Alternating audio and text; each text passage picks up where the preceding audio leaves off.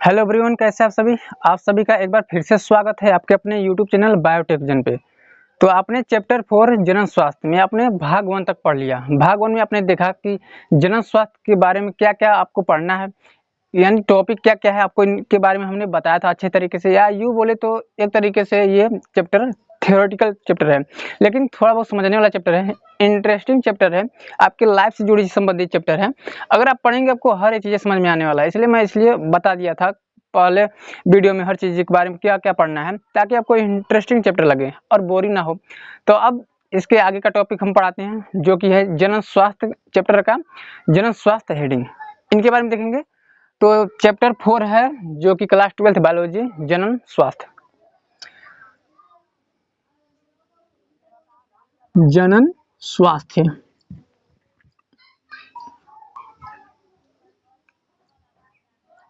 इसे इंग्लिश में बोलते हैं रिप्रोडक्टिव हेल्थ।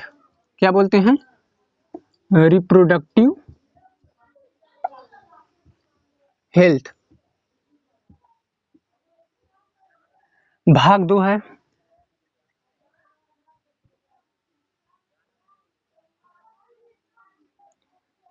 चैप्टर 4 है ये, क्लास 12 बायोलॉजी।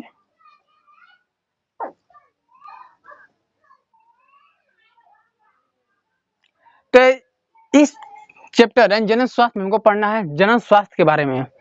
जैसे कि मैंने पिछले क्लास यानी भागों ने बताया था कि जनन स्वास्थ्य को पढ़ना है, दूसरा जनसंख्या के बारे में पढ़ना है, तीसरा गर्भ निरोधक उपाय के बारे में पढ़ना है, चौथा सगर्भता चिकित्सीय समापन, और उसके बाद का टॉपिक क्या था? और सहायक जनन प्रौद्योगिकियां और यौन संचारित रोग के बारे में। तो जैसे मैंने बताया था कि अब इसके बाद जो टॉपिक आएगा, जो लेक्चर मिलेगा, आपको एक एक हेडिंग के बारे में अच्छे तरीके से बताया जाएगा। तो हमने बताया था फर्स्ट हेडिंग जो जनन स्वास्थ्य, यानी इसी चैप्टर का जो हेडिंग है उसी हेडिंग के बारे में पढ़ना है। तो टॉपिक है आपका जनन स्वास्थ्य के बारे में, जनन स्वास्थ्य के बारे में।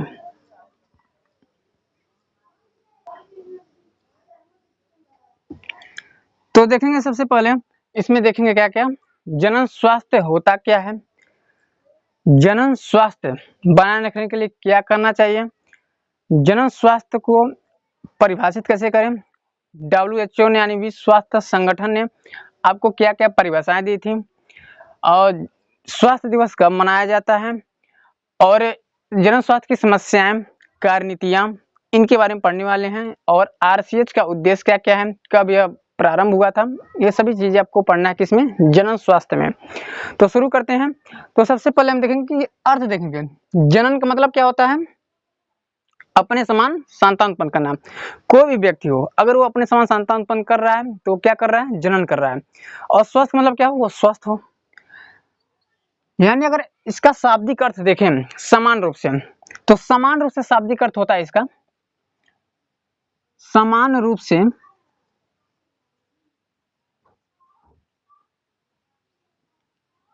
जनन स्वास्थ्य का शाब्दिक अर्थ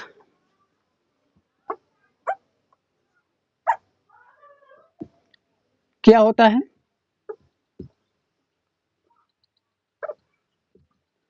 समान रूप से जनन स्वास्थ्य का शाब्दिक अर्थ क्या होता है? समान कार्य करने वाले स्वस्थ जननांग।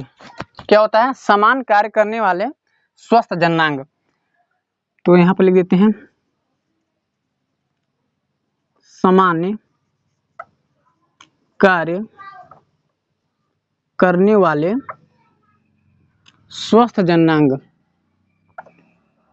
स्वस्थ जननांग। यानी अगर नॉर्मल तरीके से इसका परिभाषा जाने तो क्या होता है, समान रूप से कार्य करने वाले स्वस्थ जननांग, यानी आपका जनन अंग स्वस्थ है और वो समान रूप से कार्य कर रहा है, कोई प्रॉब्लम नहीं है उसमें, युग्मक बन रहे हैं, मेल में स्पर्म, फीमेल में ओवम। तो क्या ये जनन स्वास्थ्य है? क्या नहीं। इसके साथ साथ और भी पहलू जुड़े हुए हैं, यानी केवल जनन अंगो, इसका मतलब क्या होता है, जननांग का मतलब क्या है, जनन अंग। जनन अंग में कैसे आ जाएगा, जैसे नर में बात करें तो नर में नर जननांग, जैसे वृषण हो गया, पेनिस हो गया, वास डिफरेंशिया, शुक्रवाक, ये सभी चीजें इसमें आती हैं। और मादा में से अंडाशय, अंडवाहिनी, गर्भाशय, सर्वाइकल कैनाल, वेजाइना, ये सभी चीजें किसका भाग है? मादा प्रजनन तंत्र का, यानी मादा जनन अंग का। तो क्या है, जनन अंगों का स्वस्थ होना यानी काम करना, उनकी प्रॉब्लम नहीं है कोई, तो क्या ये जनन स्वास्थ्य है? क्या नहीं, यानी स्वस्थ जननांग के साथ साथ और भी पहलू सम्मिलित हैं। यानी जनन अंगों का स्वस्थ होना केवल जनन स्वास्थ्य नहीं है, जनन अंगों का स्वस्थ होना जनन स्वास्थ्य नहीं है।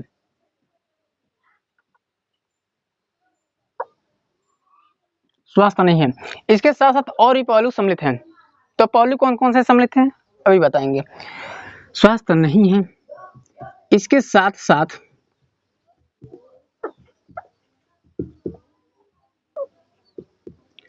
और भी पहलू सम्मिलित हैं। और भी पहलू क्या हैं? सम्मिलित हैं।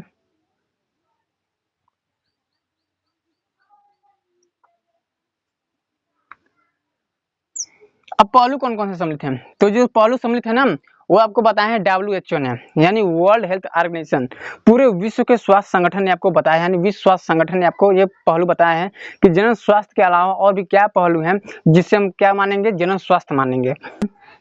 तो पहलू कौन कौन से हैं? तो पहलू आपको बताया है WHO ने, यानी विश्व स्वास्थ्य संगठन,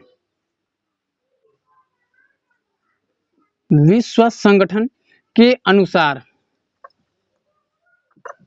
यानी WHO के अनुसार, WHO यानी वर्ल्ड हेल्थ ऑर्गेनाइजेशन, विश्व संगठन के अनुसार जनन के सभी पहलुओं सहित, जनन के सभी पहलुओं सहित, सभी पहलुओं सहित एक संपूर्ण स्वास्थ्य,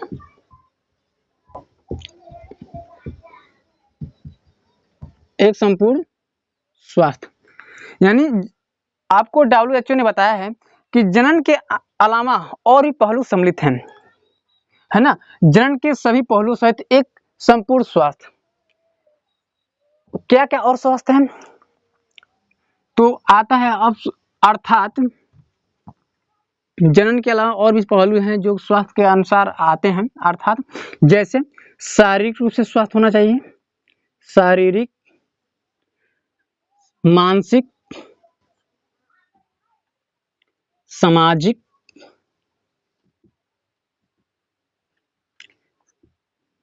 व्यवहारात्मक, भावनात्मक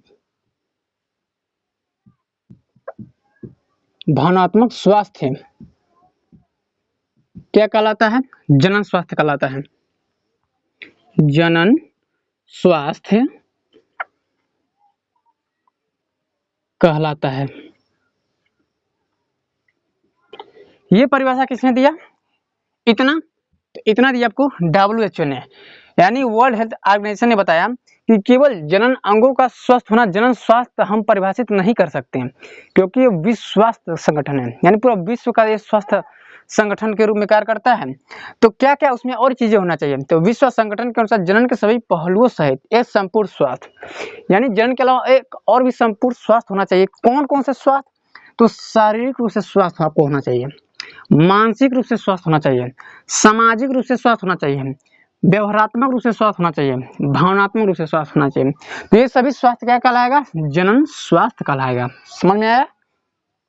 यानी आपको शरीर से भी स्वस्थ होना चाहिए, यानी केवल आपको जनन अंग सही है, आपको युवक बन रहे हैं, संतान उत्पन्न कर पा रहे हैं, बच्चे पैदा कर पा रहे हैं, तो केवल उन्हीं का स्वस्थ नहीं है, आपको शरीर से भी फिट होना चाहिए, और मानसिक रूप से, मानसिक मतलब दिमाग से भी, यानी आप मेंटली रूप से आप सही हो, अच्छे तरीके से आप सोच पा रहे हो, समझ पा रहे हो, सभी बातों को निर्णय ले पा रहे हो, इसके रूप से मानसिक रूप से स्वस्थ हो। सामाजिक रूप से, यानी आप समाज में किस तरीके से व्यवहार करते हो लोगों के प्रति, और भी जो छोटे बड़ों का कदर किस तरह करते हो समाज में।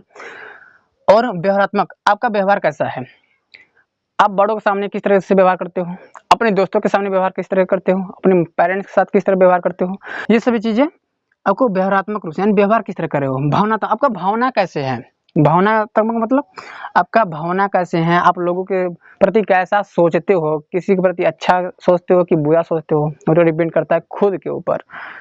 इन सभी का स्वस्थ होना जनन स्वास्थ्य कहलाता है। अब देखेंगे जनन स्वास्थ्य का उद्देश्य क्या क्या है। अब इसका जनन स्वास्थ्य का हम उद्देश्य देखेंगे कि किस उद्देश्य से ये जनन स्वास्थ्य परिभाषित हुआ है। अब इरेज कर देते हैं इसको।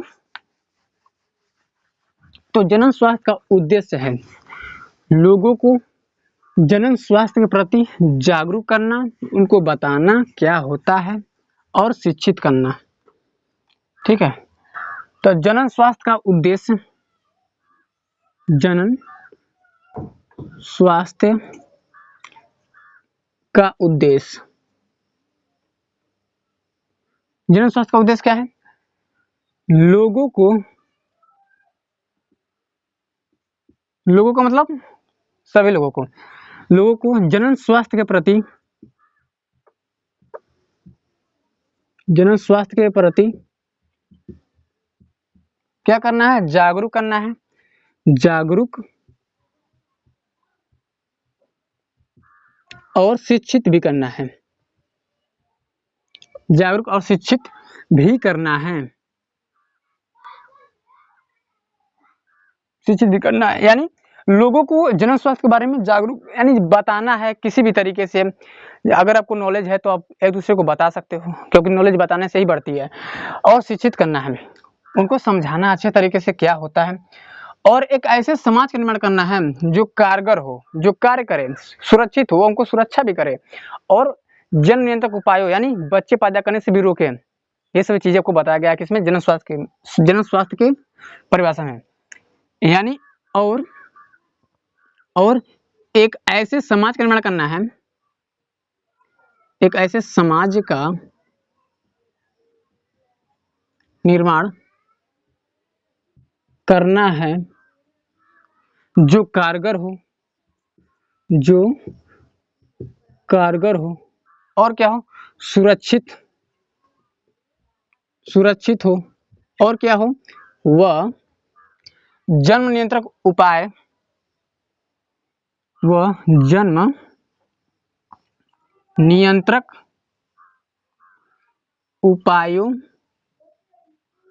व जननिक स्वास्थ्य सेवाओं से परिचित हो, जननिक स्वास्थ्य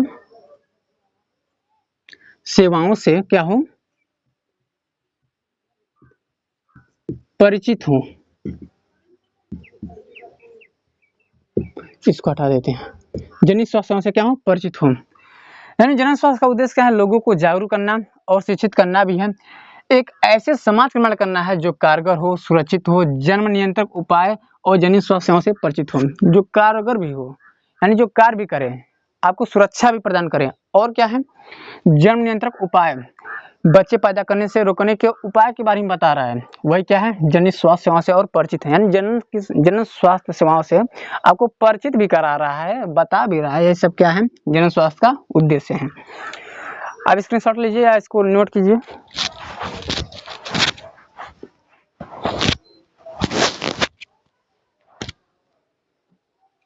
अब देखेंगे कि जनन स्वास्थ्य यानी अच्छा स्वास्थ्य बनाए रखने के लिए हमें क्या करना चाहिए।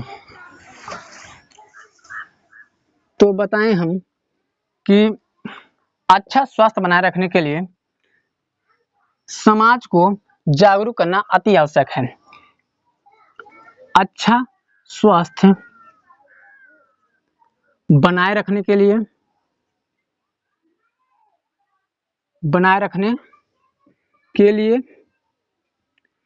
क्या करना है, बनाए रखने के लिए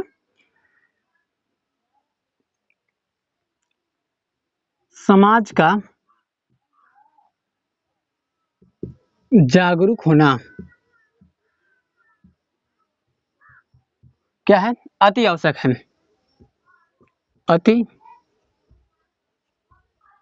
अति आवश्यक होता है। यानी हमें अच्छा स्वास्थ्य बनाना है तो समाज को क्या करना है, जागरूक करना है, समाज को बताना है कि लोग समाज जाने जनन स्वास्थ्य के बारे में क्या होता है, किस तरीके से जनन स्वास्थ्य को बनाए रखा जा सकता है, इनका उद्देश्य क्या क्या है ना। तो ये जनन स्वास्थ्य को बनाए रखने के लिए है।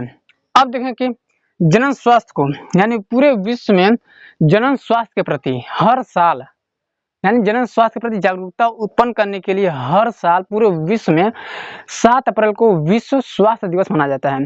यानी विश्व में जागरूकता उत्पन्न करने के लिए, किसका जागरूकता? जनन स्वास्थ्य के प्रति जागरूकता, यानी लोगों को बताने के लिए कि ये सभी चीजें हैं, उसके लिए 7 अप्रैल को विश्व स्वास्थ्य दिवस मनाया जाता है। तो लिख देते हैं,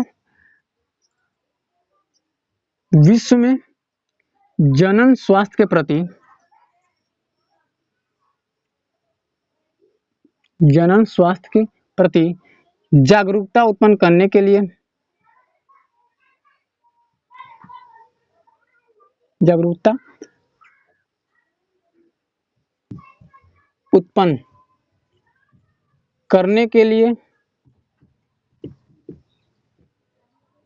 क्या किया गया है?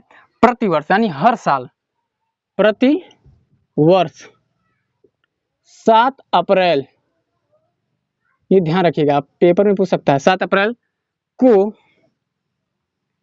विश्व स्वास्थ्य दिवस मनाया जाता है। विश्व स्वास्थ्य दिवस मनाया जाता है। अगर हम आपसे पूछें कि विश्व स्वास्थ्य दिवस कब मनाया जाता है, तो आप बताइएगा कमेंट बॉक्स में, ठीक है। अब देखेंगे कि जनन स्वास्थ्य की समस्याएं क्या क्या हैं। इतना समझ आया कि अच्छा स्वास्थ्य बनाए रखने के लिए समाज का जागरूक होना अति आवश्यक है। विश्व में जनन स्वास्थ्य के प्रति जागरूकता उत्पन्न करने के लिए क्या करना चाहिए? प्रतिवर्ष 7 अप्रैल को विश्व स्वास्थ्य दिवस मनाया जाता है, इसके लिए कि लोग जाने जनन स्वास्थ्य के बारे में। ये आपकी जो हम बता रहे हैं, ये आपके सभी एनसीईआरटी में आपको लिखा हुआ है। मैं जो भी बता रहा हूँ एनसीईआरटी बेस पे बता रहा हूँ, एनसीईआरटी पैटर्न पे ही बता रहा हूँ। अब देखेंगे कि जनन स्वास्थ्य की समस्याएं क्या क्या हैं, इनकी कार्यनीतियां क्या क्या हैं। तो अब हम इसको इरेज करते हैं। अब लिखेंगे जनन स्वास्थ्य की समस्याएं और कार्यनीतियां।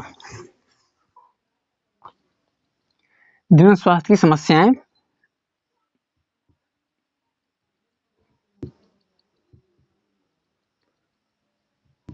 और इनकी कार्यनीतियां।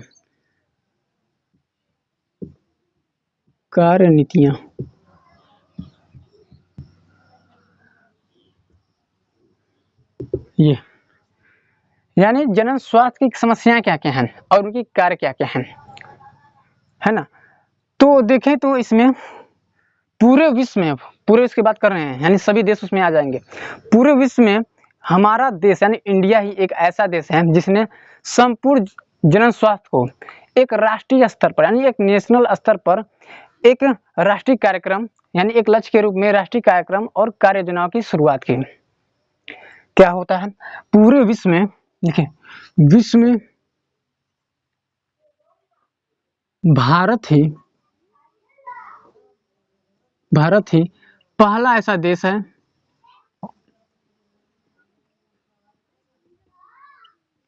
है जिन्होंने राष्ट्रीय स्तर पर जिसने राष्ट्रीय स्तर पर यानी नेशनल लेवल पर संपूर्ण जनन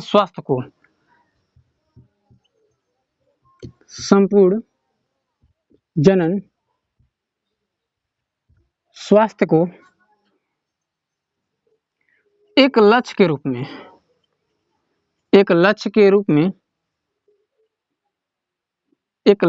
में प्राप्त करने के लिए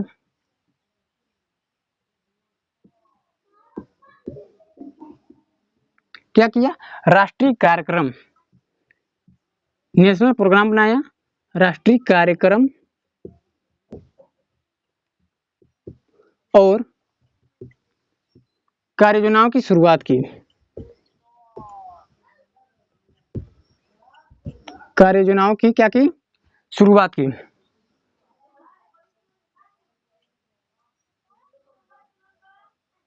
योजनाओं की शुरुआत की।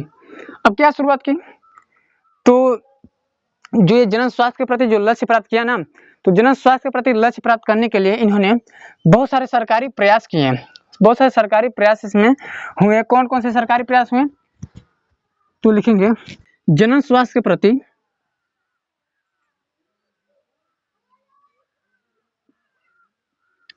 प्रति जन स्वास्थ्य के प्रति लक्ष्य प्राप्त करने के लिए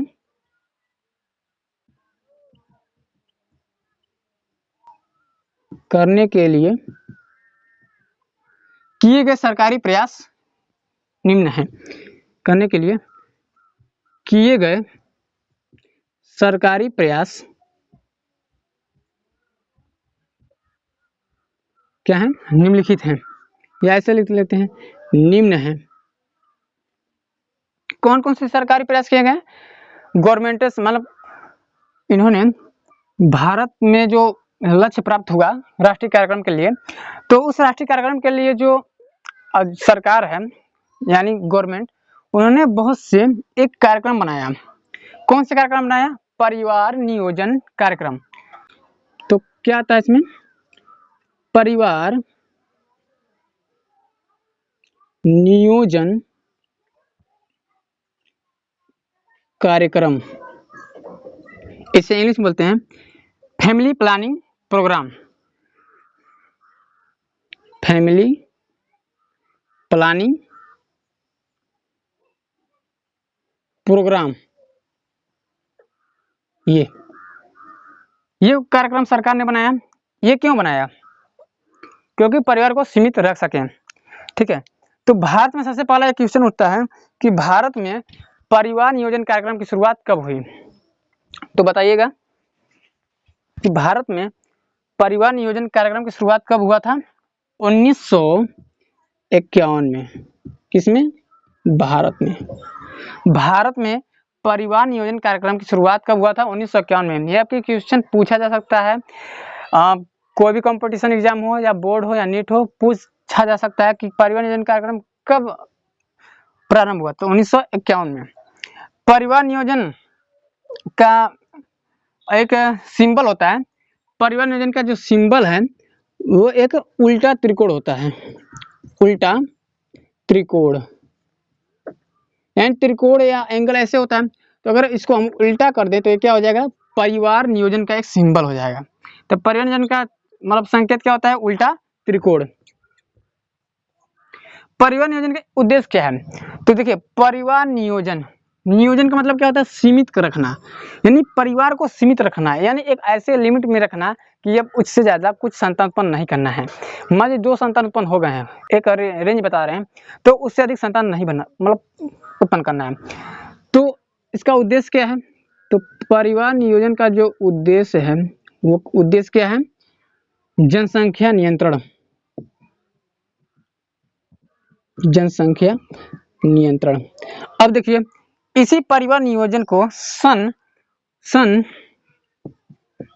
1977 से लेके 1978 के बाद, सन 1977 से 1978 के बाद क्या नाम रख दिया गया? इन्हीं परिवार नियोजन कार्यक्रम का नाम क्या रख दिया गया?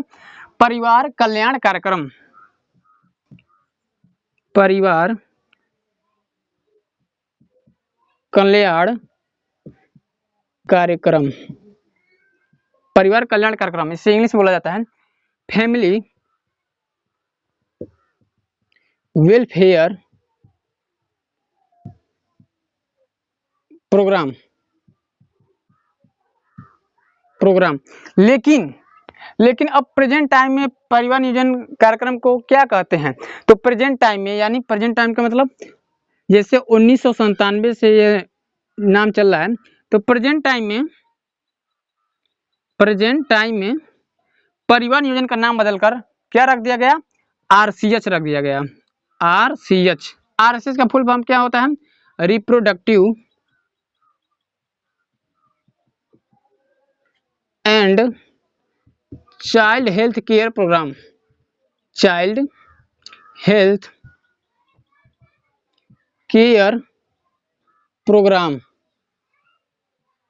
ये यानी जनन एवं शिशु स्वास्थ्य सेवा कार्यक्रम। क्या रख दिया गया? जनन एवं शिशु स्वास्थ्य सेवा कार्यक्रम। ये RCH कब मतलब कब इसको रखा गया? 1947 में। 1947 में इस परिवार कल्याण कार्यक्रम का नाम बदलकर क्या रख दिया गया? RCH यानी reproductive and child health care programme. अब अभी तक यानी 1997 से लेकर अभी तक या आने वाले समय तक यही नाम है अभी, RCH। क्योंकि अगर कुछ चेंज होता तो आपके एनसीईआरटी बुक में जरूर लिखा होता। तो आपके एनसीईआरटी बुक में यह दिया है कि 1997 में इस परिवार नियोजन का नाम बदलकर RCH रख दिया गया, यानी reproductive and child health care programme, जनन, जिसे हिंदी में बोलते हैं जनन एवं शिशु स्वास्थ्य सेवा कार्यक्रम। अब देखेंगे कि RCH का उद्देश्य क्या है, किस मकसद से RCH नाम रखा गया और RCH का उद्देश्य क्या क्या है, RCH में क्या क्या चीजें बताई गई हैं कि लोग जाने और जानना भी चाहिए और लोगों को बताना भी चाहिए। तो अब RCH का उद्देश्य के बारे में बात करने वाले हैं। तो अब हम लिखने वाले हैं क्या, RCH का उद्देश्य।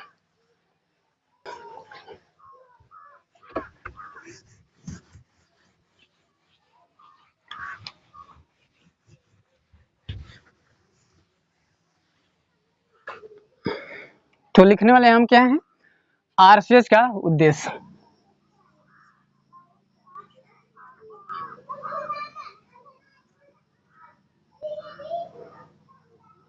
RCH का जो उद्देश्य है वो बहुत ज्यादा हैं, हम प्रमुख उद्देश्य हैं। तो पहला उद्देश्य क्या है कि जनन अंगों की जानकारी होनी चाहिए, लोगों को जनन अंगों की जानकारी होना चाहिए। पहला स्टेप इसमें क्या बताया गया है कि जनन अंगों की जानकारी होना चाहिए, जानकारी एवं उनका कार्य के बारे में पता होना चाहिए। जनन अंगों की जानकारी होनी चाहिए और उनके कार्य के बारे में पता होना चाहिए कि जनन अंग क्या होते हैं, जनन अंगों के आसपास की सफाई कैसे कर सकते हैं, जनन अंगों में कोई प्रॉब्लम हो तो उनसे कैसे निपट सकते हैं और उनके कार्य के बारे में पता होना चाहिए कि जनन अंग किस तरीके से काम करते हैं। दूसरा बताया गया RCH के अंदर किशोरावस्था एवं उससे संबंधित परिवर्तन, किशोरावस्था एवं उससे संबंधित परिवर्तन।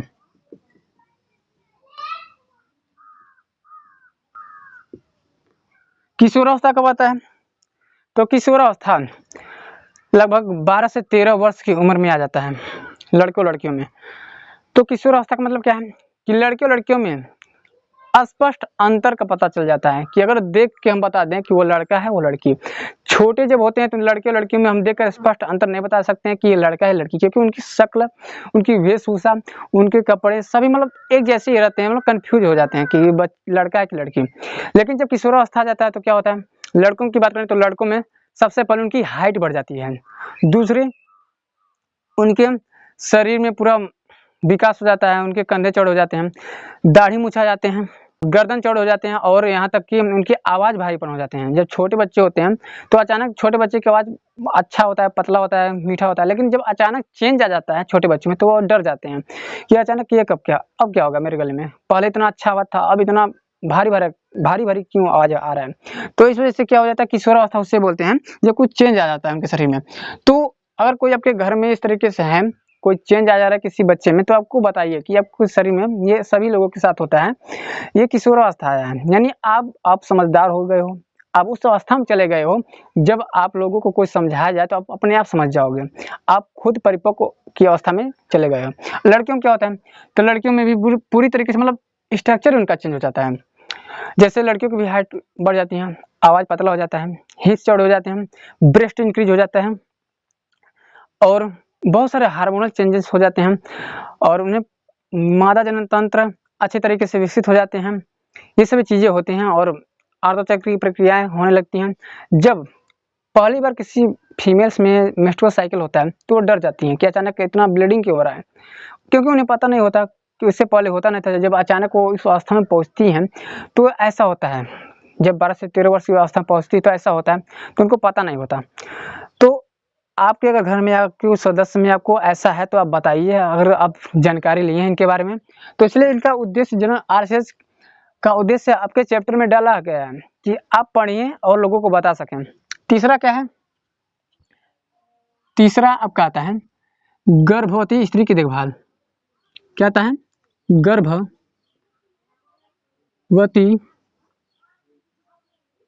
स्त्री की देखभाल। कोई स्त्री प्रेग्नेंट है तो उसकी देखभाल कैसे कर सकते हैं, क्या क्या चीजें करना चाहिए, क्या क्या चीजें मतलब उठाना चाहिए, या क्या चीजें खाएं कि शिशु अच्छे मतलब स्वस्थ पैदा हो। चौथा क्या है? चौथा हम लिख सकते हैं माँ तथा बच्चे की प्रसव के बाद देखभाल। प्रसव का मतलब क्या होता है? शिशु का जन्म होना। माँ तथा बच्चे की प्रसव के बाद देखभाल। माँ तथा बच्चे की प्रसव के बाद देखभाल मतलब माँ जब बच्चे को जन्म दे देती हैं तो उनकी देखभाल कैसे करें, अच्छे तरीके से उनको रख रखाव कैसे करें, किस तरीके से उनको भोजन को मतलब दूध को पिलाना है, किस तरीके से उनको अच्छे तरीके से रोने से बचाना है, उनको सुलाना है, हर चीज़ मतलब उनका केयर किया जाता है। किसके द्वारा? माँ के द्वारा, यानी बच्चे के प्रसव के बाद देखभाल करना। पांचवा है सगर्भता एवं स्तनपान की जानकारी। सगर्भता एवं स्तनपान की जानकारी।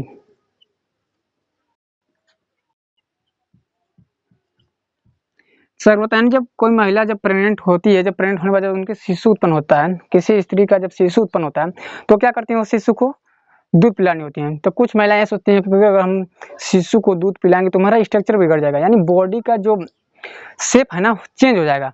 लेकिन ऐसा नहीं सोचना चाहिए, क्योंकि जो मिल्क होता है, जो मम्मा का जो मिल्क होता है, उस मिल्क में क्या होता है? बहुत सारे एंटीबॉडीज होते हैं। एंटीबॉडी IgA इम्यूनोग्लोबुलिन एंटीबॉडी होते हैं, जो क्या करते हैं? नवजात शिशु को वृद्धि कराते हैं, विकास कराते हैं, शारीरिक मानसिक सामाजिक पूर्ण रूप से विकसित कराते हैं। अगर वही शिशु को कुछ अलग तरीके से गाय भैंस या किसी भी अन्य जानवर का दूध पिलाते हैं तो क्या एंटीबॉडी मिल पाएगा? क्या वो शिशु अच्छे तरीके से विकसित हो पाएगा? क्या वो उस शिशु का जो मानसिक विकास हो पाएगा अच्छे से? नहीं। तो इस वजह से क्या करना चाहिए? आप RCH के बारे में यही बताया गया कि आप लोगों को अच्छे से अच्छी जानकारी दे पाओ, क्योंकि आज लोगों को बहुत सारे भ्रम हैं, सही जानकारी नहीं मिल पा रही है और लोगों को पता भी नहीं है। छठवां क्या है? छठवां है यौन संचारित रोग के बारे में जानकारी होना चाहिए। यौन संचारित रोग के बारे में जानकारी। यौन संचारी रोग के बारे में जानकारी। अगर यौन संपर्क के द्वारा एक व्यक्ति से दूसरे व्यक्ति में कोई रोग उत्पन्न हो जाता है, यानी लैंगिक संपर्क बनाते समय मेल टू फीमेल या फीमेल टू मेल में कोई रोग उत्पन्न हो जाते हैं उससे संबंधित, यानी लैंगिक संपर्क से संबंधित, तो उनके बारे में जानकारी लेना चाहिए, तुरंत चिकित्सा से मिलना चाहिए। या ऐसे नहीं करना चाहिए कि उनको रोग है तो उनके पास नहीं बैठना है, ऐसा नहीं करना चाहिए। जैसे एक रोग आता है, आप लोगों ने सुना ही होगा, AIDS एड्स का फुल फॉर्म क्या होता है? Acquired immuno deficiency syndrome. ये बहुत ही खतरनाक है, जो HIV वायरस के द्वारा होता है, यानी ह्यूमन इम्यूनो वायरस यानी मनुष्य का जो इम्यून सिस्टम, यानी मनुष्य का जो प्रतिरक्षा तंत्र है। प्रतिरक्षा तंत्र का मतलब जो हमारे शरीर में रोगों से लड़ने के लिए एक तंत्र होता है, जिसे बोलते हैं प्रतिरक्षा तंत्र, इम्यूनी सिस्टम। जैसे WBC, ये सब क्या करते हैं? हमारे रोगों से बचाते हैं। तो ये एड्स जब हो जाता है तो इम्यून सिस्टम को क्या करता है? यह HIV वायरस मार देता है, जिससे आपको इतना भयंकर रोग हो जाता है कि आप शुरुआती दौर में तो आपको पता नहीं चलेगा, लेकिन जब पता चलेगा तो इनका इलाज ही संभव है। या यूँ बोले तो ये बहुत ही खतरनाक रोग है एड्स। सातवां क्या है? ऋतुस्राव यानी मेंस्ट्रुअल साइकिल के बारे में पता होना चाहिए। अगर आपके कोई भी घर में सदस्य हैं, अगर उसको अचानक आर्तव चक्र आ जाता है, ब्लीडिंग होने लग जाता है, तो उनको बारे में बताइए कि ये सभी साथ होता है, यानी आपके अंदर किशोरावस्था आ गई है। आठवां क्या है? बंध्यता के बारे में बताना चाहिए। बंध्यता या इसे बोलते हैं बांझपन, इनफर्टिलिटी जिसे बोलते हैं। बंध्यता यानी कोई भी मेल एंड फीमेल का अगर विवाह हो चुका है, अगर उनको 2 वर्ष तक शिशु उत्पन्न नहीं हो पा रहे हैं, तो बहुत से लोग कंफ्यूज जाते हैं कि क्या कर रहे हैं, शिशु उत्पन्न नहीं कर पा रहे हैं, संतान उत्पन्न नहीं कर पा रहे हैं, कोई रोग तो नहीं हो गया। तो ज़्यादातर रोग दिया जाता है, स्त्रियों को ज़्यादा ताना दिया जाता है कि स्त्रियों में सभी प्रॉब्लम होती हैं। स्त्रियों को मतलब ऐसा देखा जाता है इस दृष्टि से कि स्त्री में सब कुछ खराबी है।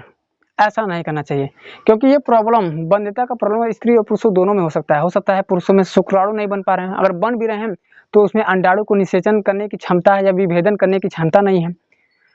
या महिलाओं की बात करें तो महिला में जो अंडाणु अंडाशय से मोचित हो रहे हैं मेंस्ट्रुअल साइकिल के दौरान, वही नहीं हो पा रहे हैं, हार्मोनल चेंजेस हो जा रहे हैं, एलएच का सर्ज ही नहीं उत्पन्न हो पा रहा है, तो अंडाशय से अंडाणु नहीं मोचित हो पा रहे हैं, या उनके अंडवाहिनी में कुछ प्रॉब्लम, ये भी हो सकता है। तो वंध्यता, ये सभी चीजें हैं। अब वंध्यता से दूर कैसे रहे, ART यानी सहायक जनन प्रौद्योगिकियों के द्वारा आप दूर करा सकते हैं, जो आपको बताया जाएगा आगे। 9वां क्या है, 9वां है आपका लड़का और लड़की में समानता। लड़का व लड़की में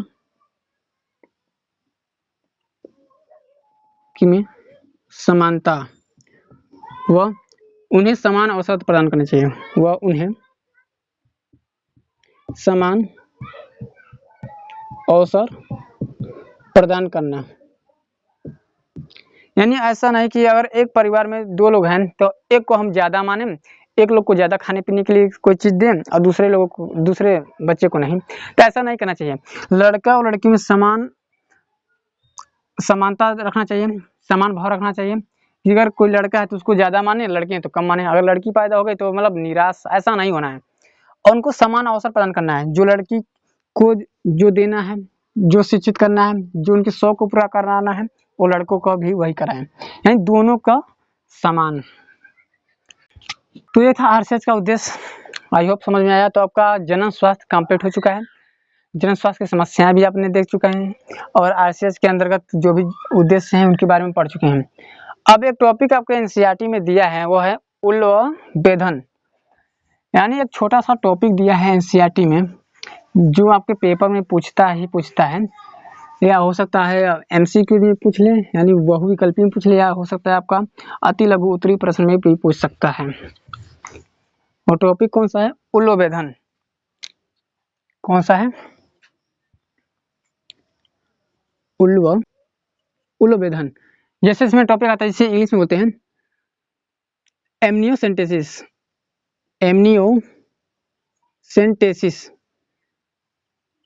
इसे इंग्लिश में बोलते हैं, ठीक है, ये उल्लंघन। तो इसमें क्या किया जाता है, जैसे हम एक स्ट्रक्चर बना के समझाते हैं। कोई एक ये फीमेल है जो गर्भवती है, ठीक है जी,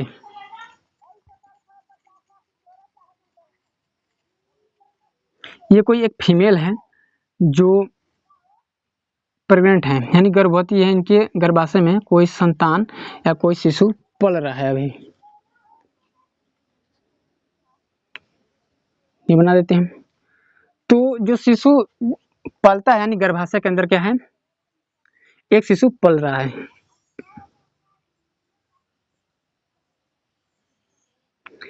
ऐसे तो जो शिशु गर्भाशय के अंदर जब पलता है ना, तो शिशु के चारों तरफ एक भ्रूण की कला पाई जाती है, यानी एक झिल्ली पाई जाती है जो शिशु के चारों तरफ घिरा होता है। ये आपको चैप्टर 3 में मानव जन्म में बता चुका हूँ कि भ्रूण के चारों तरफ एक एमनियोन की झिल्ली पाई जाती है, जो इस शिशु को चारों तरफ से घिरे रहती हैं और बाहरी आघातों से बचाती हैं, ठीक है। जैसे यहाँ पर होता है क्या, इसे हम गर्भाशय में होता है एक प्लेसेंटा, और प्लेसेंटा से एक को जुड़ा होता है इस शिशु के शरीर से एक, जिसे बोलते हैं अम्बिलिकल कॉर्ड, यानी नाभि रज्जु। ये क्या है, प्लेसेंटा या अपरा का काम क्या है, ऑक्सीजन व आवश्यक पोषक पदार्थों की आपूर्ति कराना, बताए थे आपको।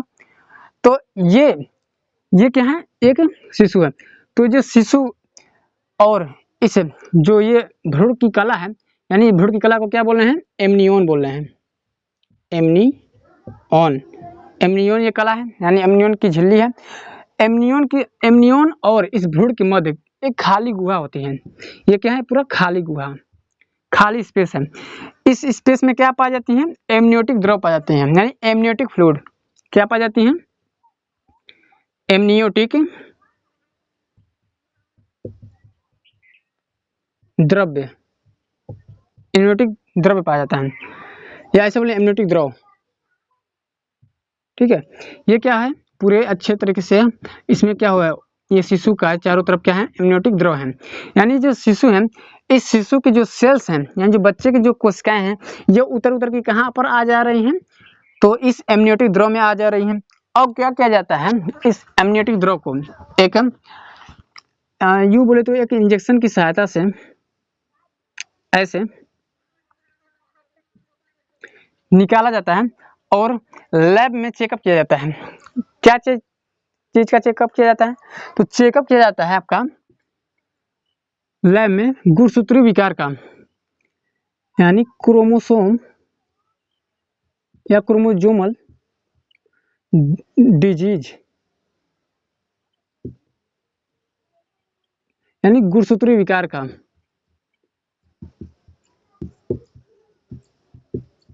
यानी इस सिरिंज के माध्यम से क्या कर सकते हैं? यानी बच्चे पैदा होने से पूर्व हम उस बच्चे में यह जान सकते हैं कि वो लड़का है या लड़की, या कोई लड़का या लड़की है तो उस लड़का लड़की में कोई जन्मजात या कोई आनुवांशिक रोग तो नहीं है। अगर है तो उसको ठीक भी किया जा सकता है। तो इस गुणसूत्रीय विकार में जैसे अगर देखें तो गुणसूत्रीय विकार किसे बोलेंगे? तो गुणसूत्रीय विकार मतलब जब गुणसूत्र की संख्या या संरचना में कोई चेंजेस आ जाए। जैसे गुणसूत्र कितने होते हैं? टोटल 46, जोड़ में बोले तो 23। अगर 23 की जगह 22 हो गए या 18 हो गए तो भी रोग है, एक बढ़ भी गए तो भी रोग है। समझ रहे हैं? यानी गुणसूत्र की संख्या में अगर कोई चेंज आ गया तो भी रोग है, कम हुआ तो भी रोग, ज्यादा हुआ तो भी रोग। अगर गुणसूत्र मान लीजिए जोड़े में होते हैं, आपने सुना होगा या अपने बुक में देखा होगा गुणसूत्र क्या होते हैं? जोड़े में होते हैं। अगर गुणसूत्र ये जो संरचना है, गुणसूत्र की संरचना में क्या होगा? चेंज हो गया, मान लीजिए गुणसूत्र इतना कट गया तो भी रोग हो जाएगा। तो जैसे गुणसूत्रीय विकार में जैसे आपको हो सकता है, जैसे आपको रोग हो सकता है जैसे डाउन सिंड्रोम। कौन कौन से रोग होने की चांस होता है? जैसे डाउन सिंड्रोम हो सकता है, डाउन सिंड्रोम, पटाउन सिंड्रोम,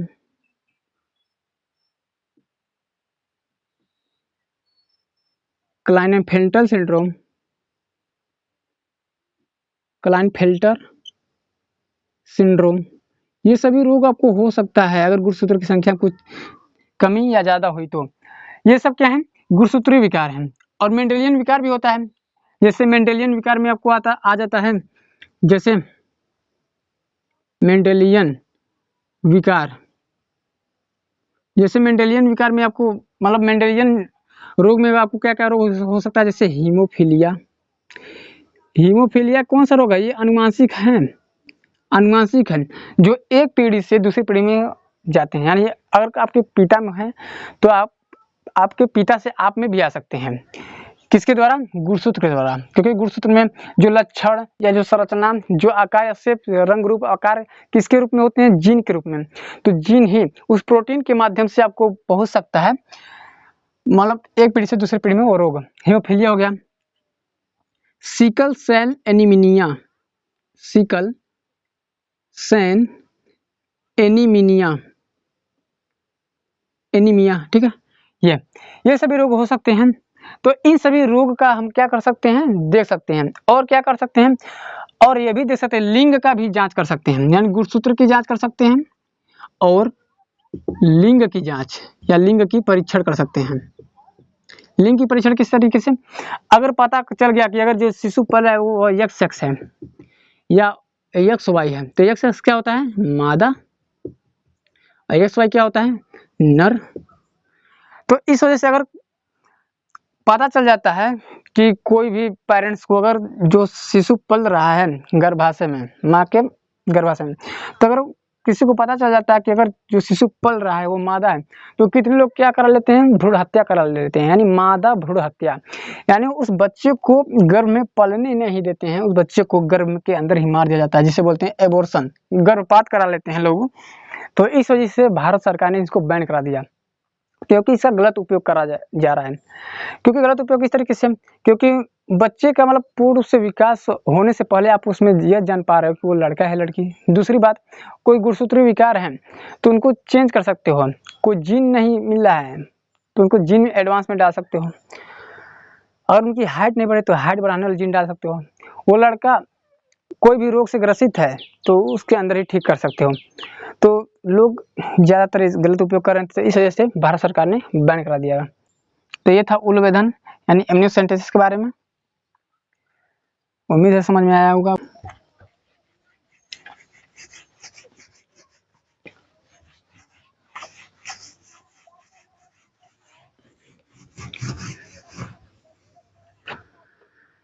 तो बस आज की क्लासेस यहीं तक। आपको नेक्स्ट लेक्चर मिलेगा नया टॉपिक, यानी इसी से संबंधित जो हेडिंग था। इससे दूसरे नंबर पर हेडिंग कौन सा था? जनसंख्या के बारे में। तो जनसंख्या के बारे में आपको बताया जाएगा नेक्स्ट लेक्चर में, यानी भाग 3 में, कि जनसंख्या होता क्या है। जनसंख्या की परिभाषा के बारे में पढ़ेंगे कि जनसंख्या विस्फोट क्या होता है, पूरे विश्व की जनसंख्या कितनी थी, भारत की जनसंख्या कितनी है, अब तक कितनी बढ़ चुकी है, और जनसंख्या बढ़ी है तो उनका कारण क्या है बढ़ने का, अगर बढ़ भी गई तो मनुष्य को क्या झेलना पड़ेगा इस पृथ्वी पर, क्या होगा, और इनका निवारण क्या है, जनसंख्या वृद्धि को कैसे रोक सकते हैं। तो इनके बारे में आपको नेक्स्ट लेक्चर में बताया जाएगा। आई होप ये टॉपिक आपको समझ में आया होगा। तो ये क्लासेस आपको ज़्यादा शेयर कीजिए अपने फ्रेंड्स के पास, या जो क्लास 12th में हैं जो बायोलॉजी पढ़ते हैं उनके पास शेयर कीजिए, या आप भी दे सकते हैं, आपके लाइफ से जुड़ी संबंधित ये चीज़ें बताए हैं। तो उम्मीद है आपको समझ में आएगा। Thank you so much.